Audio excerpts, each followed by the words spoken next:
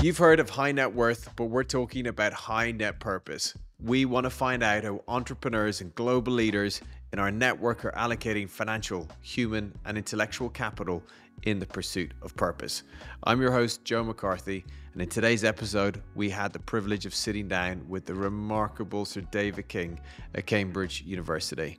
Formerly the Chief Scientific Advisor to the UK government, Sir David is a global leader in science and collaboration, whose illustrious career includes pioneering the world's first legally binding climate legislation, the UK Climate Change Act, and leading negotiations at COP15 in Paris.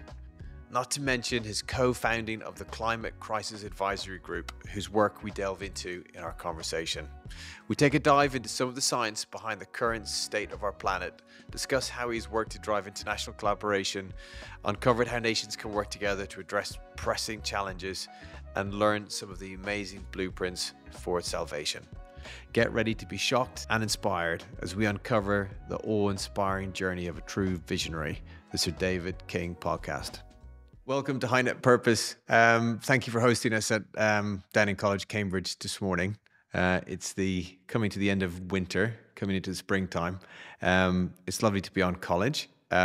Just to deal with some formalities, you are Sir David King, but you said it's okay for me to call you Dave this morning. Yes, that's absolutely okay. And it was our climate investment ally, Jamie Arnell, that introduced us. So thanks to Jamie for putting us together and connecting us.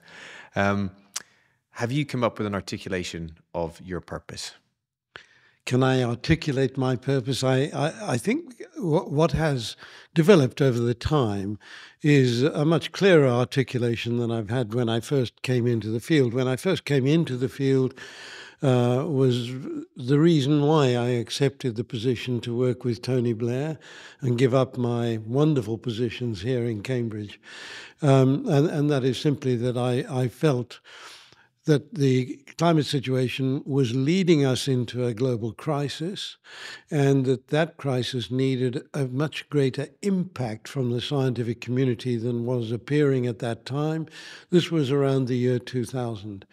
That was the only reason I accepted that job, to go in and work with Tony Blair, because I thought I might be able to have an impact. So my reason for setting it all up in that way is that I'm going to say that this is the biggest crisis our planet has ever faced up to, both in terms of the future of our civilization, but also in terms of the future of the biosystems of the world.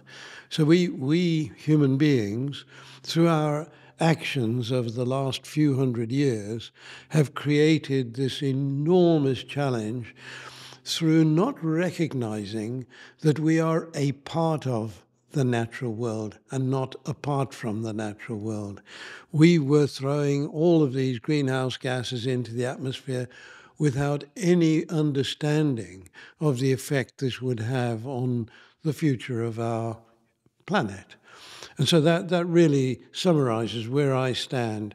Can we step in as a humanity? That's what I mean by we, all of us, step in and manage to change our ways. So if I can just refer to the people who live with the natural resources. These are the indigenous people of the world, the people like the Sami and the Inuit, who've been living for perhaps thousands of years up there on the permafrost, on ice, experiencing very low temperatures. And these people believe they have to protect what they've got used to. And so while they rely on, for example, reindeer for meat and for clothing, they nevertheless look after reindeer and look after the environment that protects the reindeer. Now, we have lost that ability to understand how important our ecosystems are to our future. Pre-2000, when you joined the government as the Chief Scientific Advisor to the UK, your academic research was highlighting to you then that there was a climate crisis emerging? No, it wasn't. So my science, which I worked on for 35 years, was entirely related to answering the question, what is a solid surface? Okay.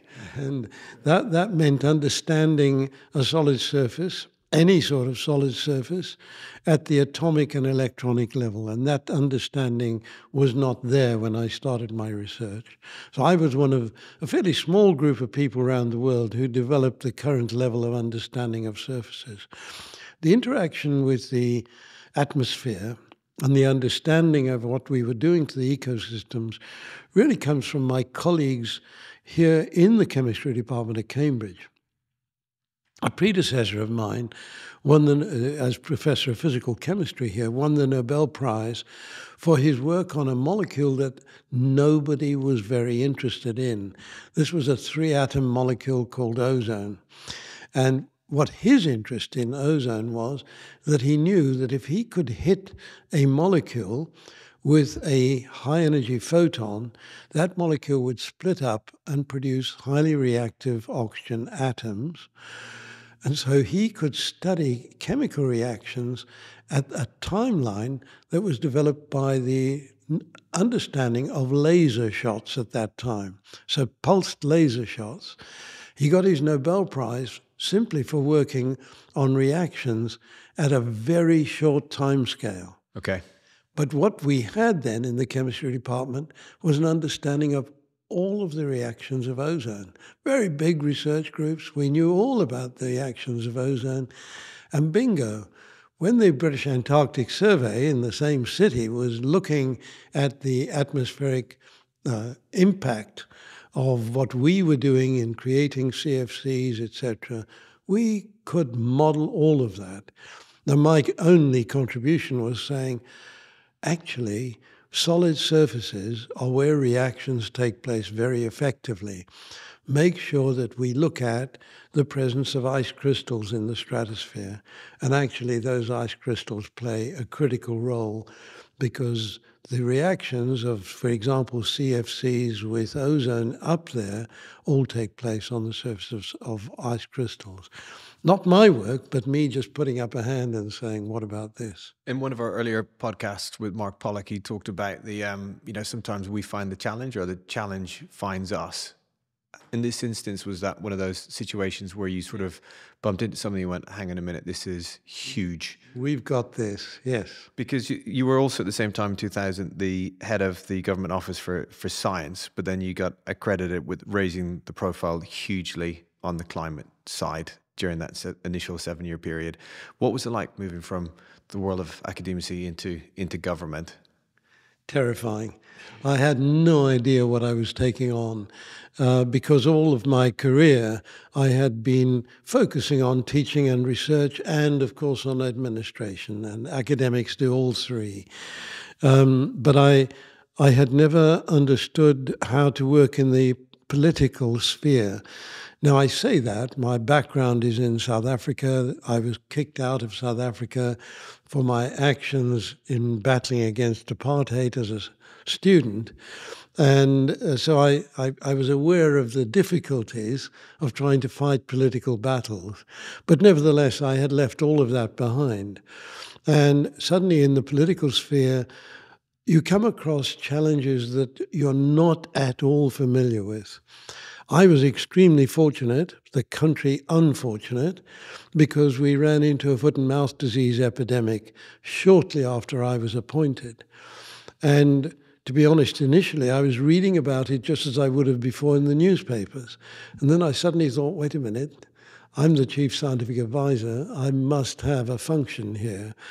And so pulling together a team of epidemiologists to look at what the causes were for this rapid spread of this disease in the animals of the farmers was critically important, because it turns out the Ministry of Agriculture, Food and Fisheries that existed then had simply dusted over lessons learnt from the previous foot and mouth disease epidemic, which was largely driven by pigs. And in 2000 and 2001, pigs had been taken out of the equation.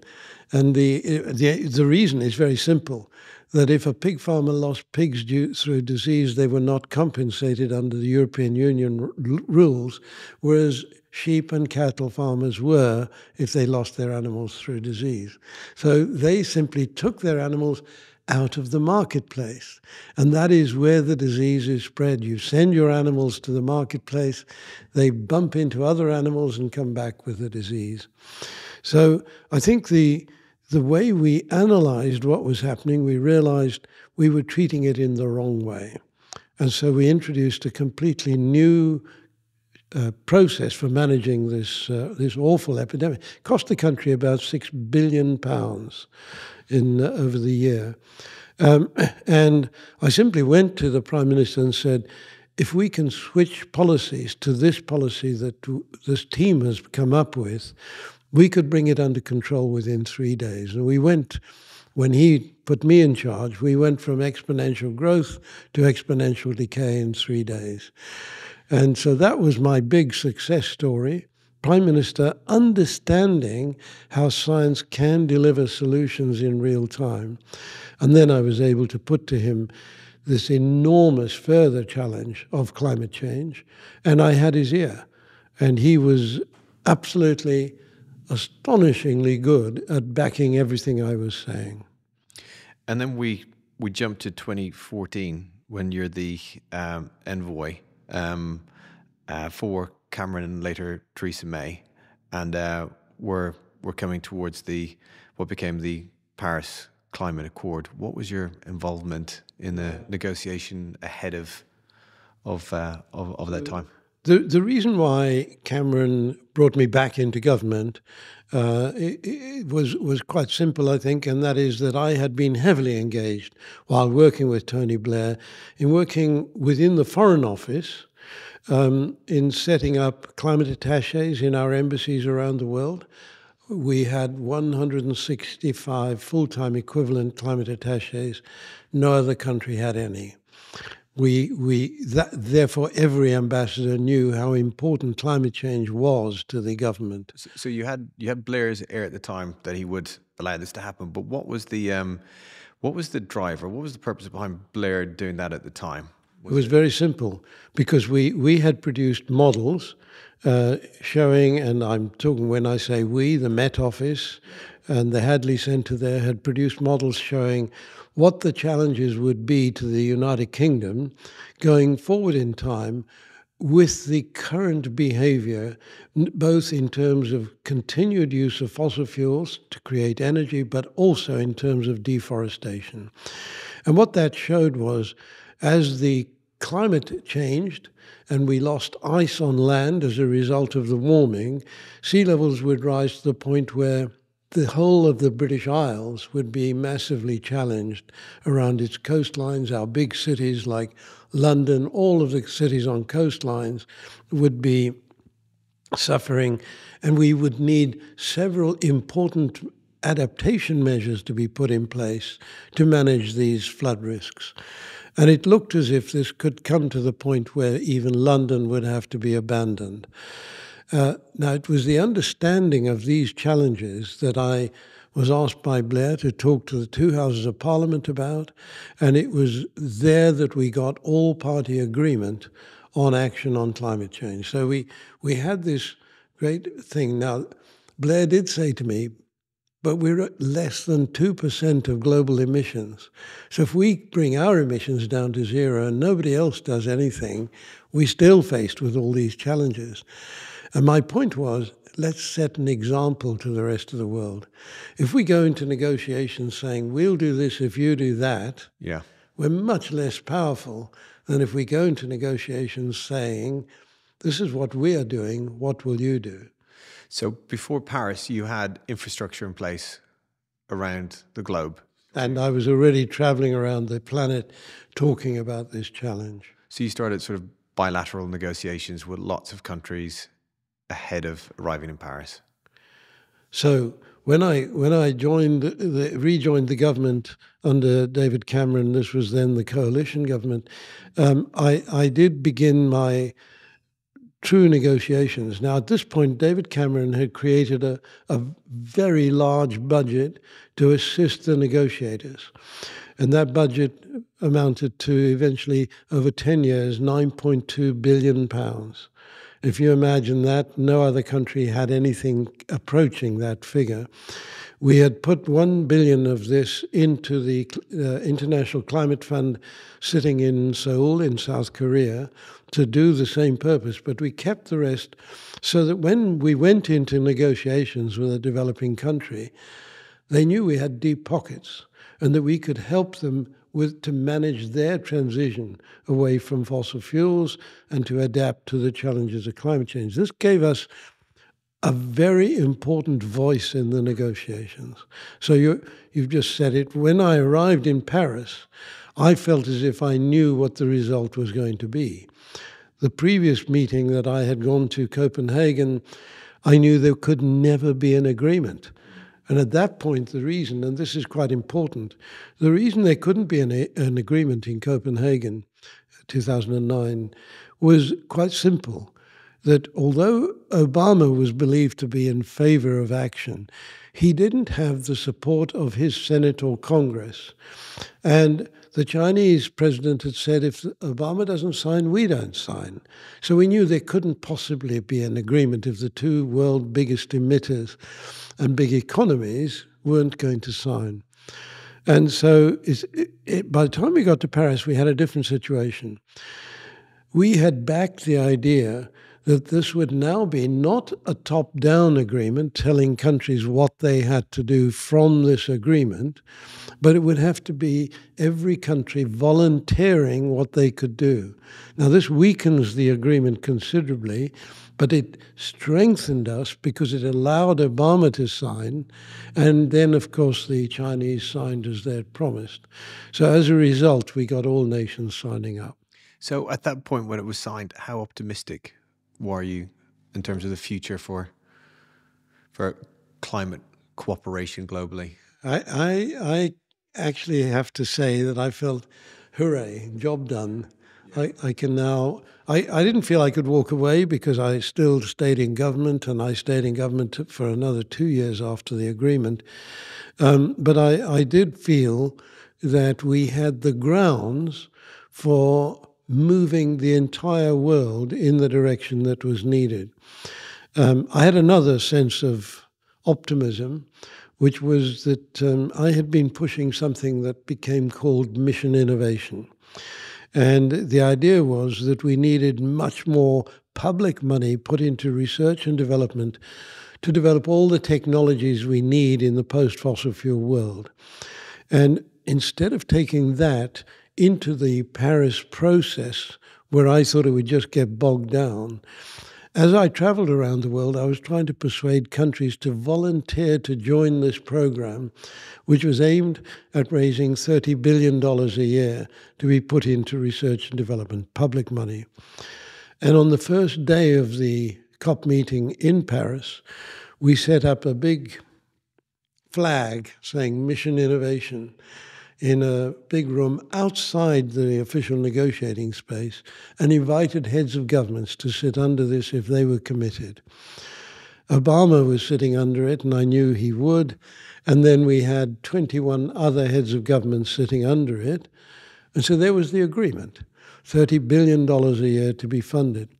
And when Trump was appointed, he pulled the United States out, but Biden put them back in.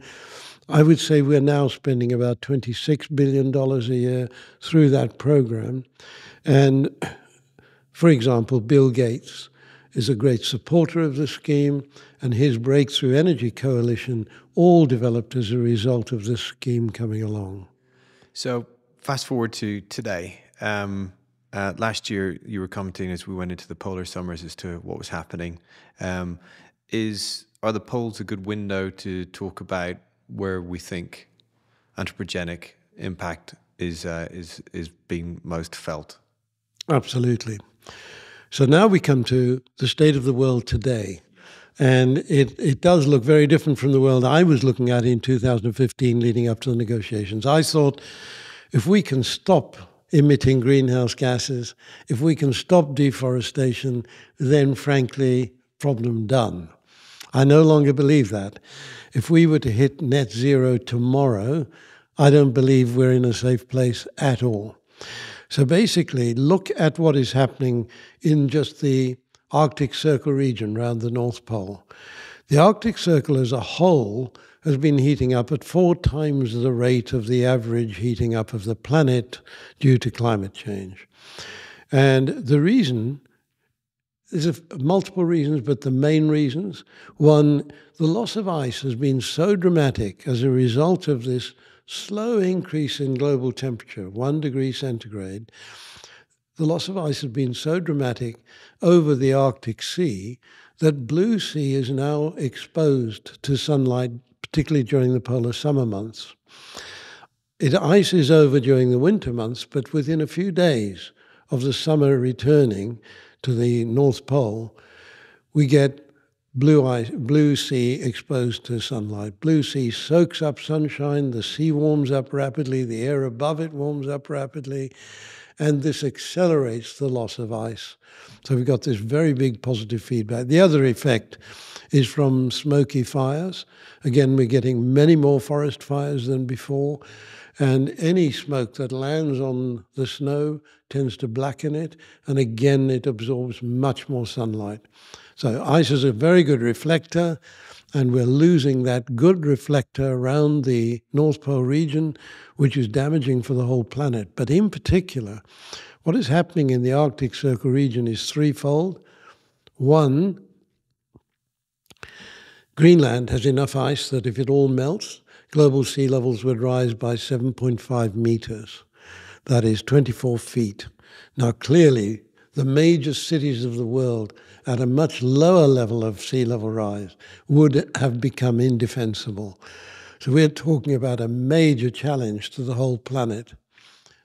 If we then look across at the permafrost on the land, North Pole Arctic Sea surrounds it, the land surrounds that sea, covered by ice over millions of years, and then permafrost on the land mass. Because just to cover on the ice, so we talk about a blue planet, but we're actually on a white planet too, and the reflective capability of the sunlight and the heat due to the poles and clouds is huge in terms of protecting the planet. Yes, as we lose ice and expose blue sea, or even as we expose land, then we see this very much quicker temperature rise. But the temperature rise is local, and so we do see this temperature rise over the Arctic Circle 4 times faster. The Arctic Circle as a whole is now over 3 degrees centigrade above the pre-industrial level. Now what that means is Greenland is now losing ice. We've just had a very detailed report published. What's the rate of loss of ice from Greenland over the last 35 years average? It's estimated to be 30 million tons an hour of ice being lost from Greenland. The estimate over the 35 years is about 1 trillion tons of ice has been lost from Greenland. It looks as if Greenland ice may be melting irreversibly, and there's a big tipping point. But last year we lost how much of the ice in the North Pole? It was about 1.5 million square kilometers or so. Yeah. That was in terms of context, that was down to just over 7 million square miles left behind. So we'll see this year what happens. Yeah. So when you look at the numbers that the Intergovernmental Panel on Climate Change, the IPCC, which I think in 2004. You were early in being one who was sort of pushing that was the best current state of play in terms of the science of climate change. Where we are with the IPCC at the moment, do you think they're far behind the reality of where we currently stand? I think the structure of the IPCC, I've got to say, I admire the scientists who work on the IPCC. Nothing I say is critical of them. But the structure is such that, once again, it works under this United Nations umbrella, 197 nations represented. The political systems have to agree to the IPCC reports, and the reports take something like 6 years to prepare. Now, what this means is that when they are published, frankly, they are out of date already. And the science of climate change, everything I've recently been describing, is not included in the models that are published by the IPCC. That's the first thing. But the second thing is they're prone to be very cautious. And the reason they're very cautious is because the fossil fuel industry is extraordinarily keen to say that even the IPCC reports are exaggerating the impact of climate change. And of course, I'm saying just the reverse, that as a result of the sensitivity to what the oil and gas and coal companies are saying, the whole situation is watered down. I mean, if I can just dwell on the oil, gas and coal lobby for a moment, it's really emerged from the United States, that's where the lobby system is legitimate and very powerful. And I only have to refer to the gun lobby in the United States to give an example where public opinion is completely with better actions on gun control. Yeah. And so what we know is that the IPCC has become very cautious. The scientists themselves become cautious. They can only refer to papers that are published with good refereeing through the journals. Now, that's a good thing because that gives you quality. But at the same time, the most recently published papers are not included. So none of the work I've just been describing is included. What's happening to the Arctic Circle region, for example. So what I was going to say, for example, the loss of methane from the permafrost region in the Arctic Circle. Yeah. If all of the methane that we believe exists there, and we've got some fairly good measurements, if all of that methane was released over a 20-year period, and it is now being explosively released in some places, global temperatures would rise by 5 to 8 degrees centigrade. We're talking about sea level rises and temperature rises simply from what's happening in the Arctic Circle region that would impact the entire civilization of the planet and, of course, the biosystems as well. Because the methane is 20x the CO2 into the atmosphere. Right, so that in itself is a number that the IPCC uses. I said over 20 years because the 20-year including lifetime of methane in the atmosphere, the 20-year figure is 80 times. The instantaneous figure is 120 times. So, yes, it's much more serious than just 20 times per molecule than carbon dioxide. The 20 times is a 100-year figure. Now, what that is related to is the fact that methane has a 10-year half-life in the atmosphere, right? So it would, whatever the concentration at a given time, if there was no more methane produced, it would be half that concentration in 10 years. This is because the methane reacts with oxygen in the air in the presence of sunlight. So what we know is that it has a short lifetime compared with carbon dioxide, which is hundreds of years. And so that figure of 2024 that is used is related to including the lifetime in the analysis. But actually, methane levels are rising so rapidly now, and this is largely from two factors. One is increased meat production from land masses because of meat demand around the world, rising middle classes around the world, demanding more meat, increased rice production to meet demand.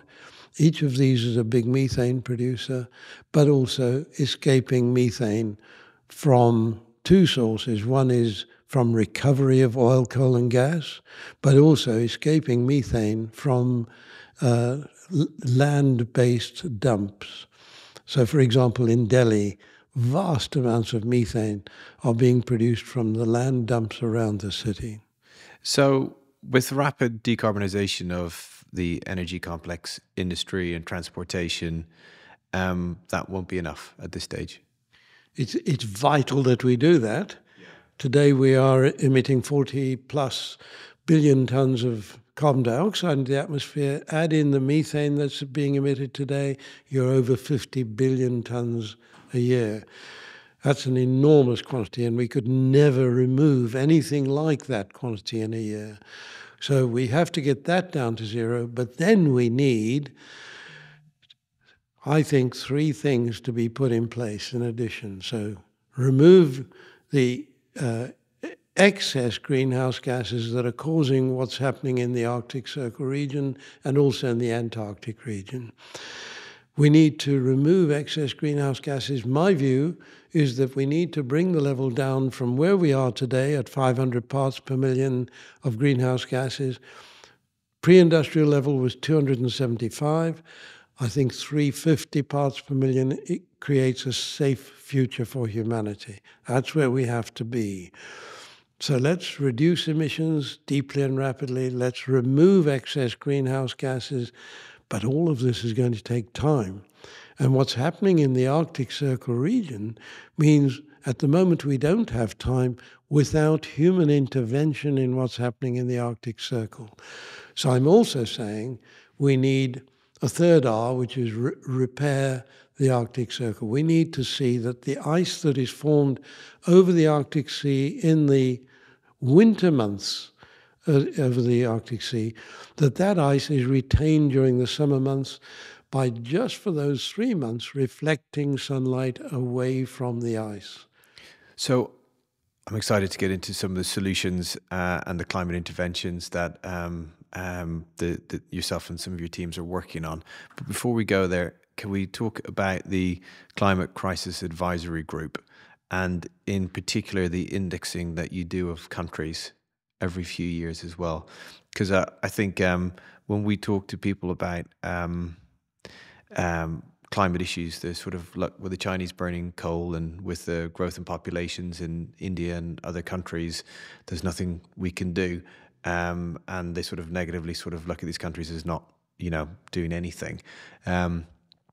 What have you guys found out through your work in the CCAG?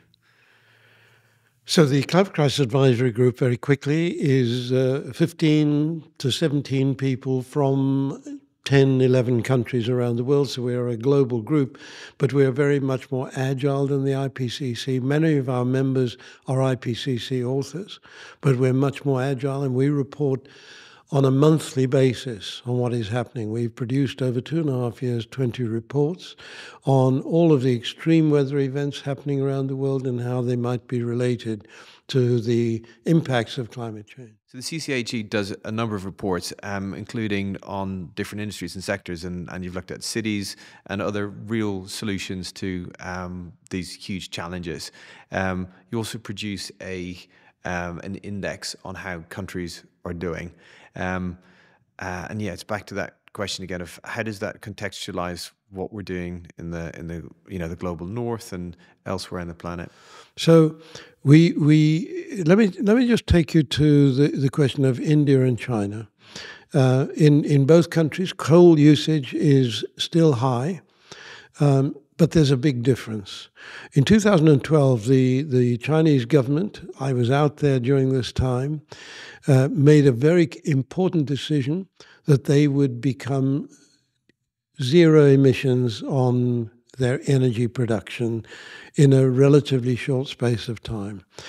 And they began work on nuclear power, they began work on wind power, they began work on solar power, and they also developed extremely good hydropower stations.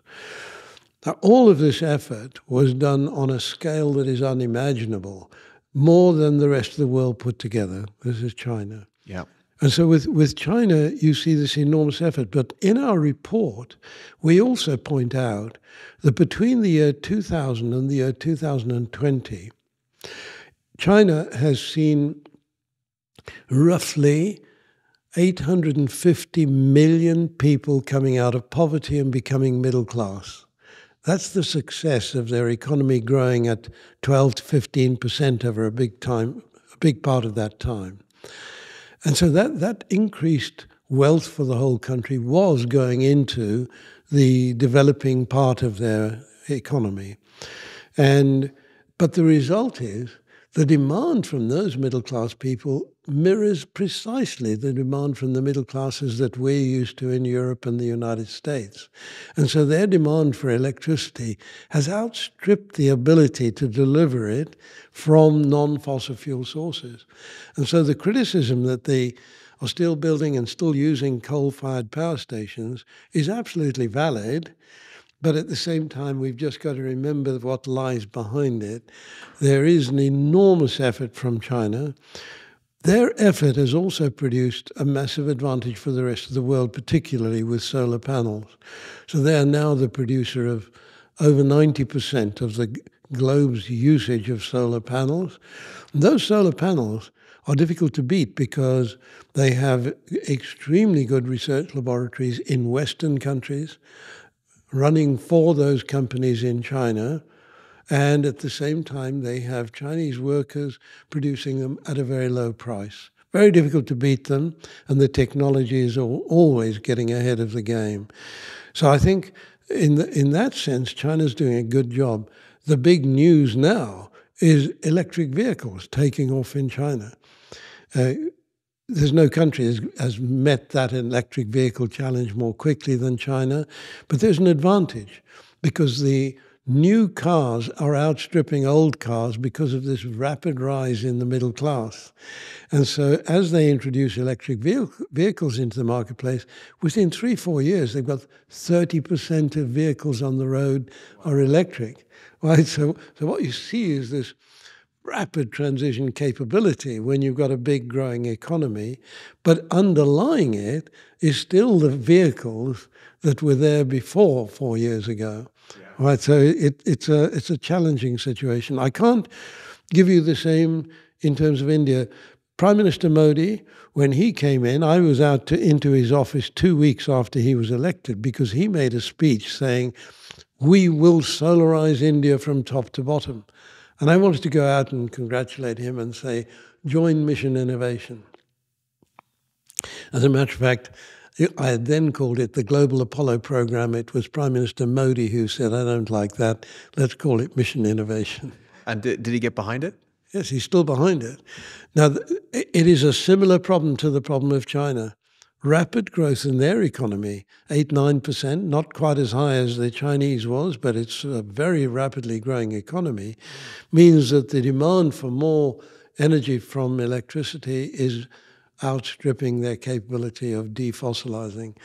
There's another problem in that China produces a vast amount of coal, and so the workforce in the coal industry is enormous. Similar problem to South Africa, where they have a big industry in the coal production itself, and that makes it more difficult for these countries to make the transition.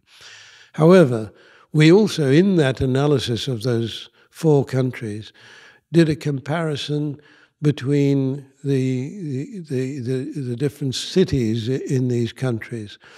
If you take, for example, Jakarta in Indonesia, the Indonesian government has announced that Jakarta is not going to survive with rising sea levels as the capital of the country.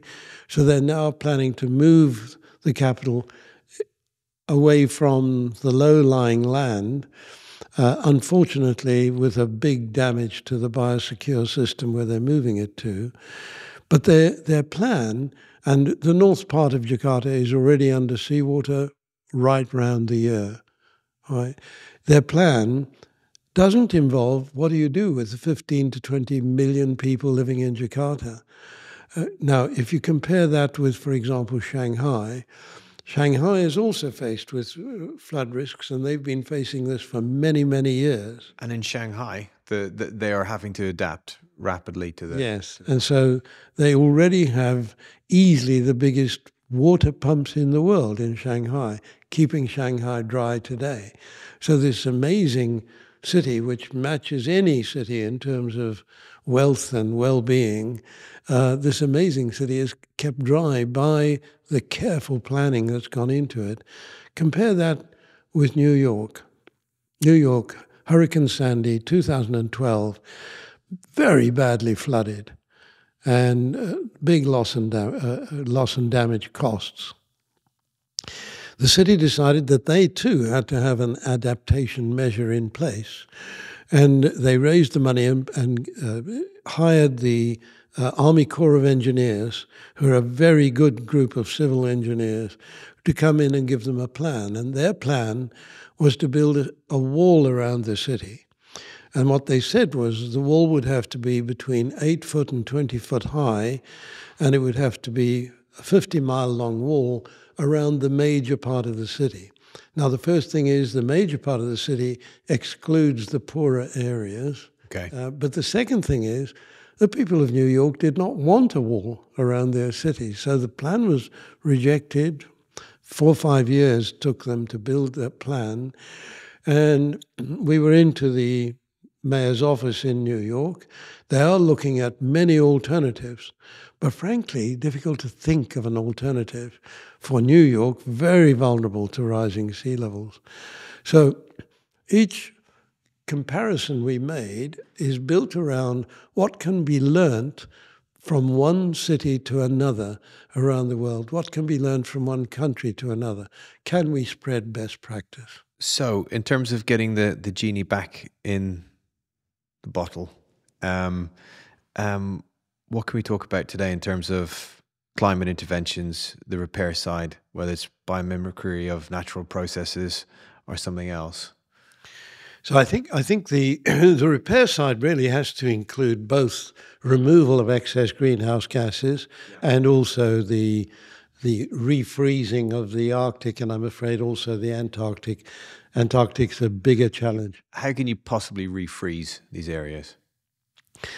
So refreezing, we've got two major options. There are many others have been put forward, but two major options. One is stratospheric aerosols. We know if there's been a volcanic eruption, the planet has cooled down. A very big volcanic eruption such as 1815, the volcanic eruption caused global cooling. I thought the eruptions put loads of bad stuff into the air. It puts a lot of sulfates into the stratosphere as well. Yeah. And up in the stratosphere, these sulfates reflect sunlight away from the planet. Wow. Okay. So the model there is to mimic what happens with the volcanic eruptions and put sulfates into the stratosphere, and you would then reflect sunlight away. You have to keep putting it up because it doesn't stay up there. Now, that is a planetary model where you cool the whole planet, not just a regional model. The alternative is marine cloud brightening. That's the general heading for this, which is also imitating natural processes. How are clouds formed over the ocean? If there's a bit of a rough water on the ocean, creates tiny droplets of seawater. In the sunlight, those droplets are picked up by an upward draft of warm air over the blue sea, and that upward draft carries these droplets up 5,000 to 6,000 meters. In that draft, most of them lose their water, and you're left with one ice crystal per droplet. So these ice crystals hover up there, collect water vapor again, and there you've got a cloud. And that cloud, if the ice crystals are very small, is white, reflecting sunlight.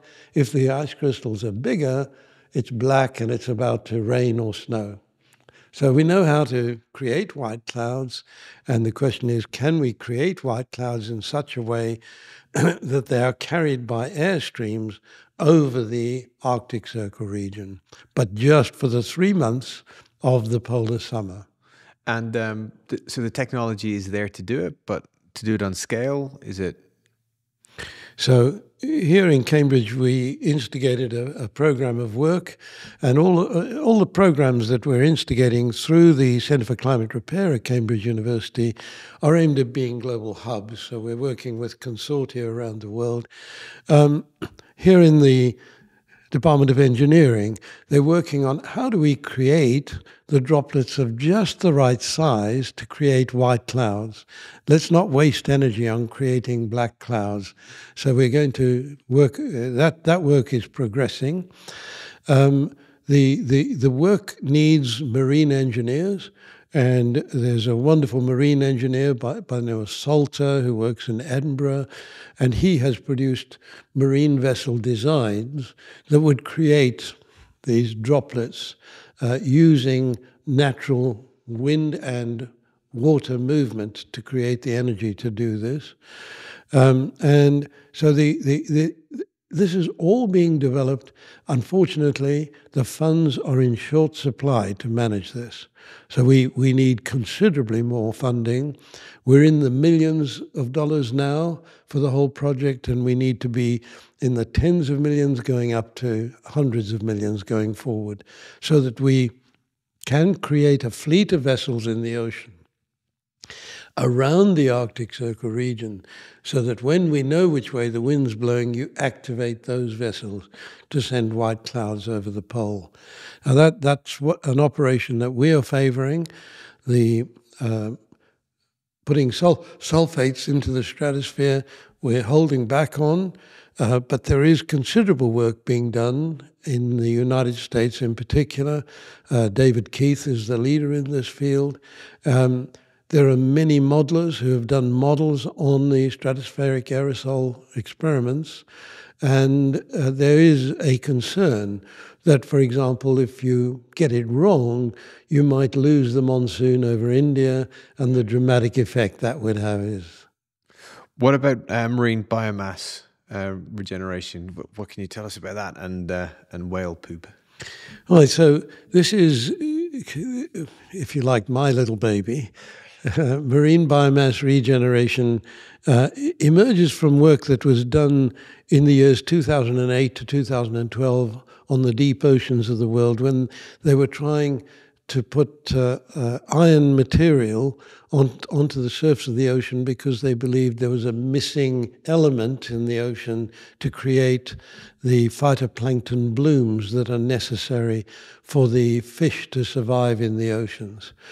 Now, what we decided was that we would look at the nutrients needed in the surface of the ocean to create these phytoplankton blooms. Now, phytoplankton blooms can be created when there's a volcanic eruption. So we've followed in detail the recent volcanic eruptions in Tonga and Vanuatu. And we indeed find that there are phytoplankton blooms that follow the dust sprinkling onto the surface of the ocean, because volcanic dust, everyone who's a wine grower knows this, contains a lot of the fertile material needed for green material to grow. And so we've also done an analysis of the surface. We, as this broad consortium, many of them based here in Cambridge, the surface analysis of the seawaters of the deep waters of the oceans, and those reveal what nutrients are missing, and all of these nutrients are present in volcanic dust. So we are now doing experiments with volcanic dust. We've got a team based in Goa. Our teams are based around the world: Cape Town, Goa, Hawaii, Southern California. Our team in Goa is sitting next to a rice factory, and a waste product from the rice factory is rice husks.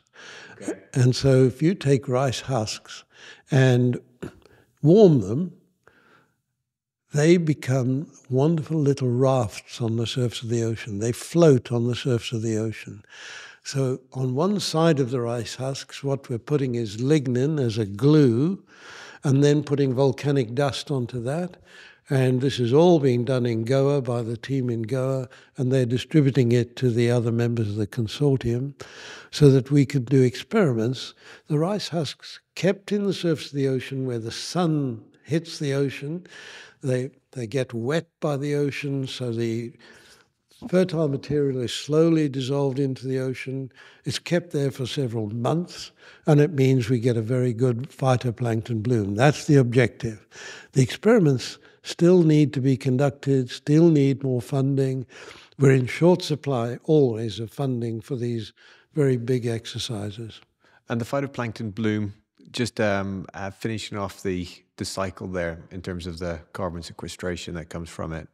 So the phytoplankton bloom itself takes up a vast amount of carbon dioxide. A bloom might typically cover tens of thousands of square kilometers of ocean. So you get a very big green area. And you can then see that phytoplankton is the initial foodstuff for fish larvae of all kinds of fish. And so where there's no phytoplankton, the fish larvae hatching from fish eggs die. But where there's a phytoplankton bloom, you might get even 250 million fish within a month or two in the presence of this bloom. And of course, those fish attract other fish as predators, and the whole system takes off as an ecosystem in the ocean, a green ocean forest.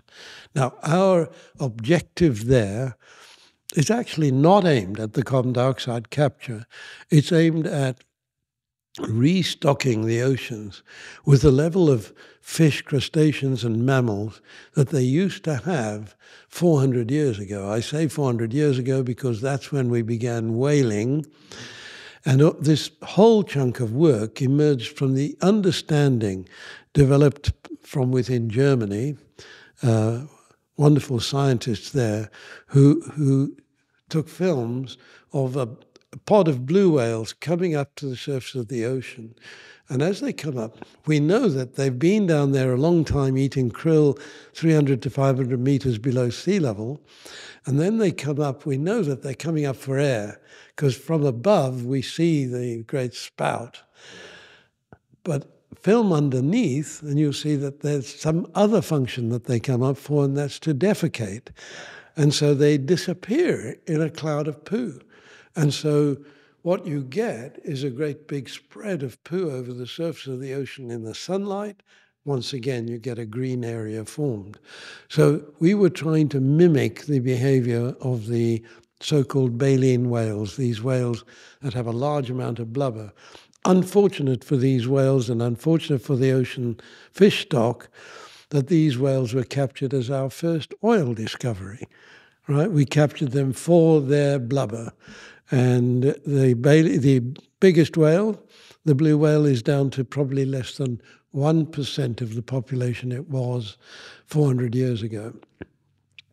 Our project has a very large aim, which is to see if we can get the baleen whale population back up to where it was, and then we can stand back and leave them to carry on.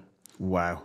Okay, so you are working on a number of distinct projects that are not just sort of looking at sort of how we can 2x some of these problems. They are the big, not moonshots, because they're real, but they need funding continually and cooperation. So one of the questions that we like to ask towards the end of one of the podcasts is, what have you learned about getting different groups to collaborate?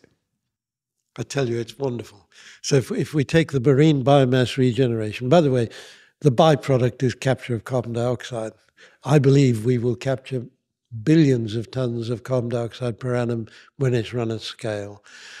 The exciting thing about these projects is everyone gets caught up in the importance of what they're doing and the excitement, therefore, of every single development that takes place. And when you work with an international community, I mean, here's a big breakthrough coming from Goa in India, which you might say perchance that they had this rice factory right there. But we all benefit from this international collaboration. Now, in a sense, that's simply telling you how science has always worked. Science works through international collaborations, different experiences bringing different expertise to the table. And at the same time, we are able, therefore, to work on the deep oceans of the whole world. And this means that we really have our fingertips into an enormous enterprise. Now, when I say enterprise, people have asked me, are you going to set up a company? We will probably set up a not-for-profit company to work around small island states, because small island states have the ability to decide what happens in their extended economic zone into the oceans.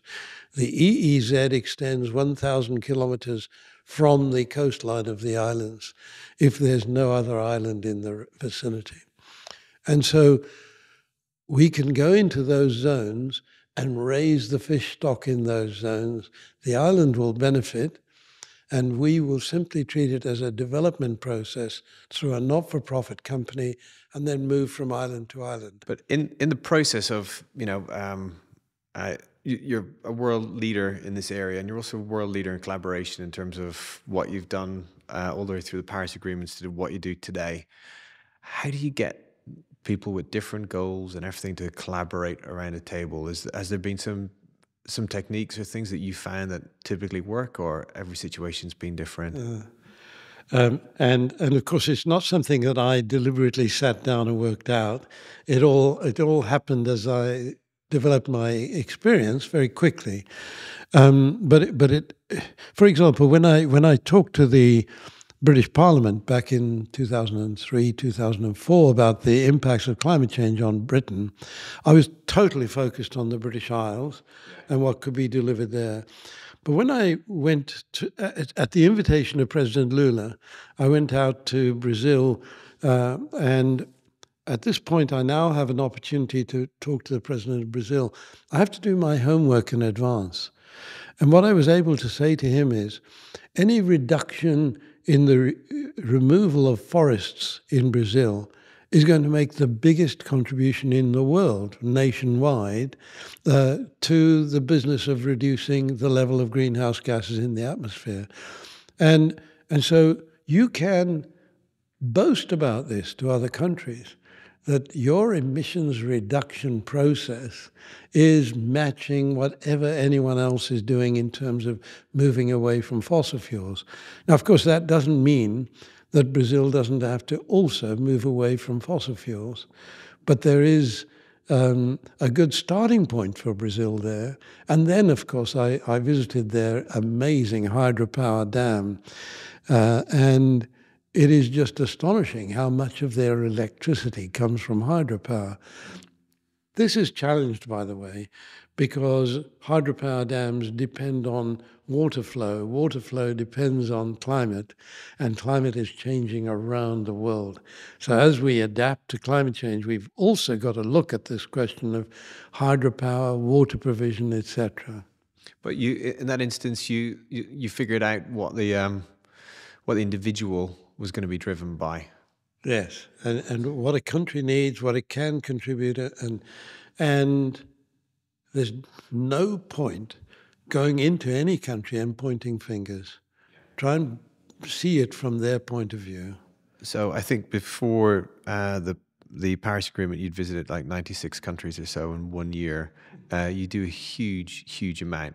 How have you looked after yourself? One of the wonderful things about doing something where it seems as if you're getting a good positive return, you pick up energy from that. And you know that. It keeps you going.